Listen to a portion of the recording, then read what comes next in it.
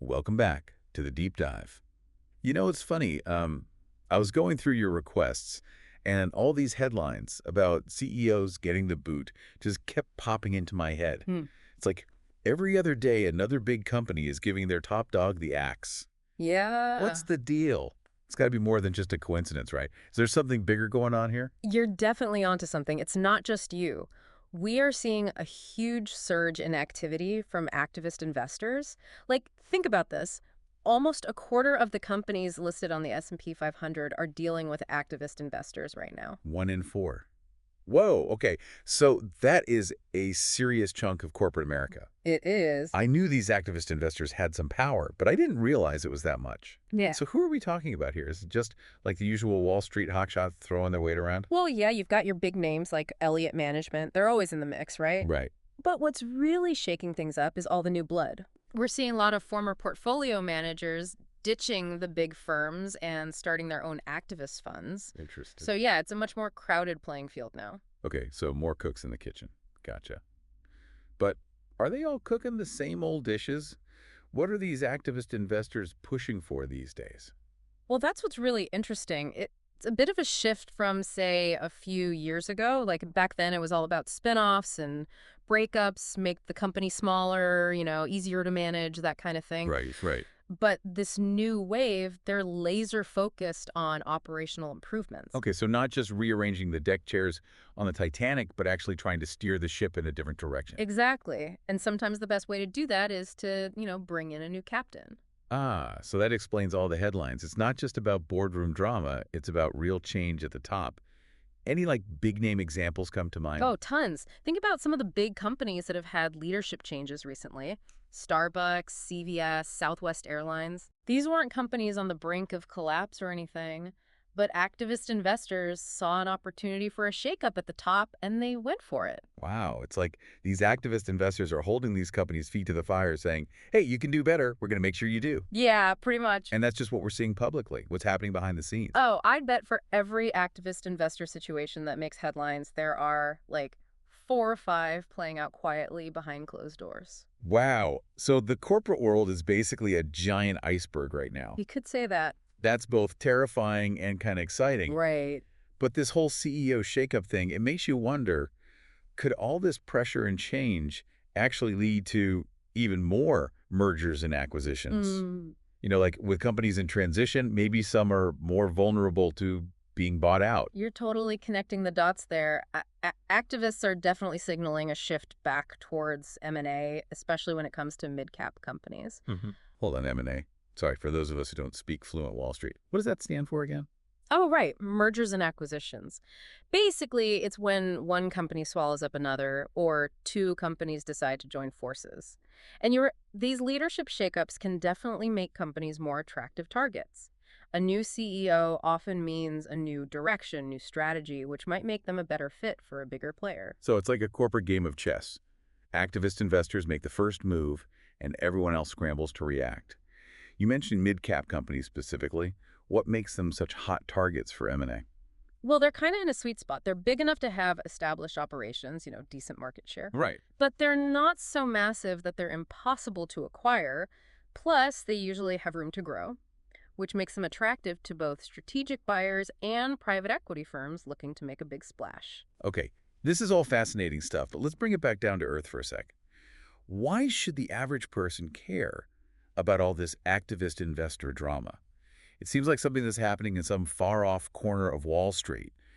How does it impact, the rest of us? That's a fair point.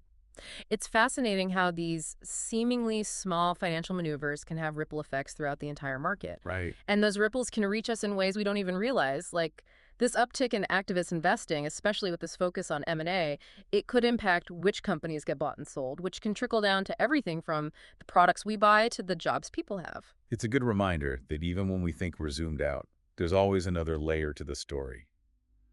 Speaking of stories, we've been talking a lot about corporations, but what about the other half of the equation, the consumers? After all, businesses don't exist in a vacuum. They need people like us to buy their products and services.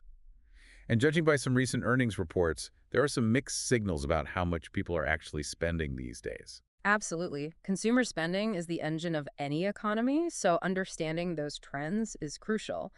And you've hit on a really interesting point with these contrasting reports. It's like we're seeing two different realities playing out at the same time. Okay, now you got my attention. Give me the rundown.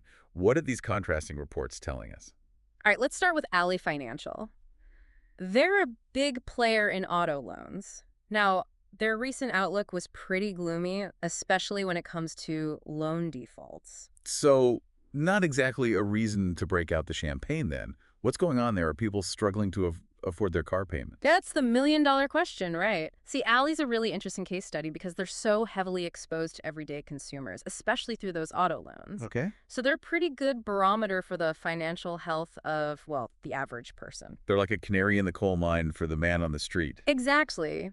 And what we're seeing is that Ally is tightening its credit standards, Hmm. which tells us they're worried about borrowers' ability to repay their loans. Makes They're looking very closely at things like monthly payments and debt-to-income ratios, which basically compares how much someone owes each month to how much they earn. That makes a lot of sense. Cars are a big purchase, so if people are feeling financially squeezed, that's one of the first places it's going to show up.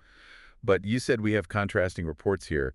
What's the other side of the coin? Is anyone feeling optimistic? Well, that's the thing. There are American Express, which, caters to a more affluent clientele. They painted a much rosier picture in their report. Interesting. They actually sounded quite bullish on consumer spending, particularly in areas like dining and travel. So it's like a tale of two economies almost. Yeah. The well-offs are still spending, but the average person is starting to feel the pinch. It makes you wonder, is this sustainable? Can the economy really thrive if it's being propped up by the spending of a select few? It's a crucial question. And it really underscores how important it is to look beyond those big aggregate numbers and really try to understand the nuances of different consumer segments. I mean, the average consumer doesn't really exist. Right. Everyone's got their own unique financial situation. For sure. So where do we go from here? How can we get a better read on the overall health of the consumer? Not just focus on the extremes. Keep a close eye on upcoming earnings reports from companies like Visa and MasterCard. They process a massive volume of transactions across all income levels, so they'll give us a much broader view of spending trends. Solid advice, as always. Okay, so we've got activist investors shaking things up in the corporate world and signs of a potential K-shaped recovery in consumer spending.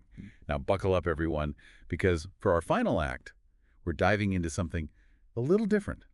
Election betting. That's right. We're going to explore how some corners of the market are already placing their bets on the upcoming election, and trust me, things are getting very interesting. Oh, I bet. Election betting always seems to heat up as we get closer to the big day. Yeah. But this time around, there's a new player in town, right? Something about prediction markets and crypto. It's all very futuristic sounding. It definitely has that future is now vibe to it. Mhm. There's a platform called Polymarket that's been generating a lot of buzz lately. It's a crypto-based prediction market. Okay, break that down for me. What exactly is a crypto-based prediction market? It sounds like something out of a sci-fi novel. It's actually pretty simple at its core. Think of it like a giant decentralized betting pool. But instead of just wagering on sports, you can bet on the outcome of real-world events. Elections, economic indicators, you name it. And on Polymarket, you're using cryptocurrency to place your bets. So it's like a cross between Wall Street and Vegas, but with a crypto twist. I have to admit, that's pretty cool. And all eyes are on its presidential election market, right? What are the odds saying? Here's where things get really interesting. Initially, the odds on Polymarket pretty much mirrored what we were seeing in traditional polls. But then, a few weeks ago, there was a seismic shift. The odds swung dramatically in favor of, well, let's just say one candidate in particular saw a huge surge in support. Okay, now you've got to give me more than that. Yeah. What caused such a sudden and dramatic shift? Was it a game-changing speech, a scandal, maybe a surprise celebrity endorsement?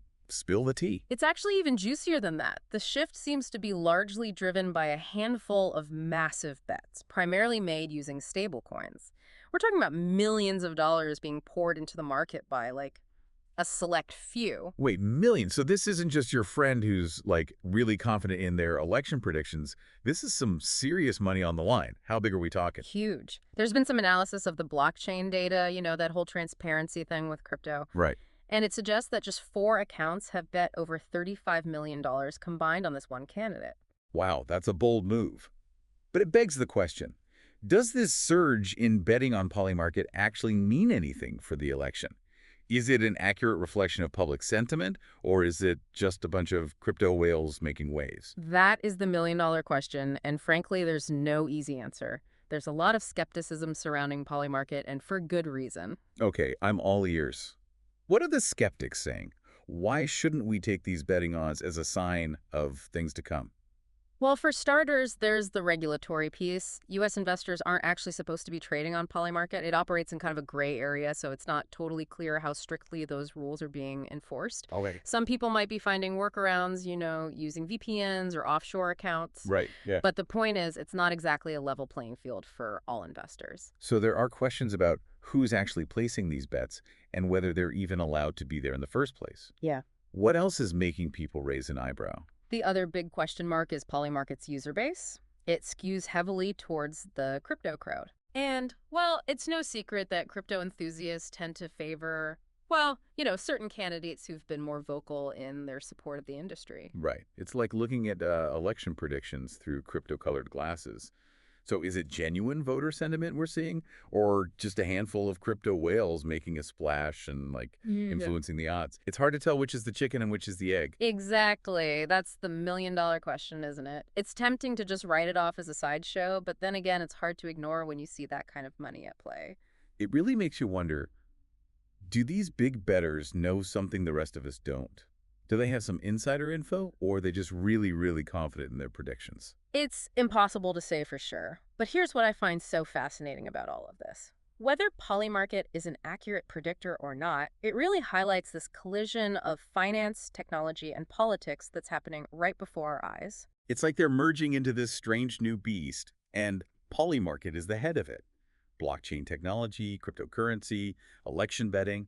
It's a lot to wrap your head around. It really is, and it's a trend that's only going to gain momentum in the years to come. Think about it. As these prediction markets become more sophisticated, more accessible, they could really start to influence not just how we think about elections, but how we navigate uncertainty and make decisions in all aspects of our lives. That's a really thought-provoking point. It's Yeah. like we're standing on the edge of something big, but we can't quite make out what it is yet. Exactly. And that's what makes it so exciting. We're witnessing the birth of new industries, new technologies, new ways of thinking about the world. Well, as we wrap up this deep dive, it feels less like we've reached a neat and tidy conclusion and more like we've opened up this whole new box of questions and possibilities. Couldn't have said it better myself. It's a good reminder that the world is rarely black and white. There's always more to learn, more to explore, and definitely more to debate. And honestly, that's what makes it all so fascinating. Well said. So, to our listeners, here's your takeaway for today. Keep an eye on Polymarket, not just for the election odds, but for what it tells us about the future of prediction, speculation, and really the forces shaping our world. Who knows what we'll uncover as we continue to dive deeper. Thanks for joining us on the Deep Dive.